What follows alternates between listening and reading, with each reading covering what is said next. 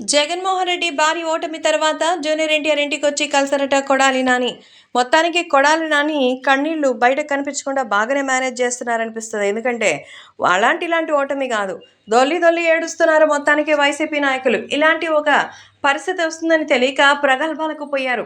మరి వాళ్ళు చేసిన ఛాలెంజ్లు, వాళ్ళు పోయిన బీరాలు ఒకటి రెండు కాదు. రోజా దగ్గర నుంచి కొడాలి నాని, అమర్నాథ్, లేకపోతే ఇంకా కేతిరెడ్డి, ఈ లిస్టులో అయితే చాలానే ఉంది. ముఖ్యంగా అంబటి రాంబాబు, సజ్జల లాంటి వాళ్ళు చేసిన వ్యాఖ్యలు ఇంకా జీర్ణించుకోలేకుండానే ఉన్నాం. కానీ వాళ్ళకి ప్రజలు చుక్కలు చూపించారు. ఒక్కొక్కరిని మినిస్టర్ పోస్ట్లో ఉన్న వాళ్ళని చతికిలబడేలాగా చేశారు. అయితే మరి టీడీపీకి సంబంధించి భారీ విజయం తర్వాత మరి ఈ నేపథ్యంలో జూనియర్ ఎన్టీఆర్ని కలిసి తన ఆవేదనను వ్యక్తం చేశారట కొడాలి నాని. మొత్తానికి కొడాలి నాని లాంటి వాళ్ళపై ఎన్ని కేసులు అయితే అప్పట్లో నమోదైనా వాళ్ళందరూ కూడా సునాయాసంగా బయటకు వచ్చి వాళ్ళ పనులు వాళ్ళు దిగ్విజయంగా చేసుకుంటారు. వాళ్ళది నిజంగా ఏపీ ప్రభుత్వం అడ్డాగా మార్చుకున్నారు.